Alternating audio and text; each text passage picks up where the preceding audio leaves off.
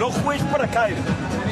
I don't want play for Kyle in the first second. Or if Kyle, after rebound, play double, I understand. But I don't want criticize. Mientras no esté Tomic en el poste alto, controlarme ese poste alto. Vamos a controlar a Guy también. Controlemos a Guy, ¿dónde está? Why do you think you're not coming on the three-point shooter? Because you have no anticipation. Here is Labro, here is Malaga player, and you next to Malaga player. You need to be in between, so you go shorter. Vale, la última está mucho mejor. Se abre Stanley, llega. Si la pone en el suelo es bueno para nosotros, ¿vale? If Stanley runs against Janku in a close out, everybody ready to collapse them, ¿vale? Mientras estén con 2-4, vamos a hacer una de zona. Ya, cada zona. Vamos, tú.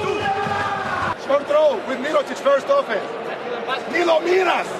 Connecting very easy here, very easy. We need to press much more on the ball, much closer to the ball. Remember, I don't want to see the score. Venga, focus in the core, ¿sí? Chicos, esa hora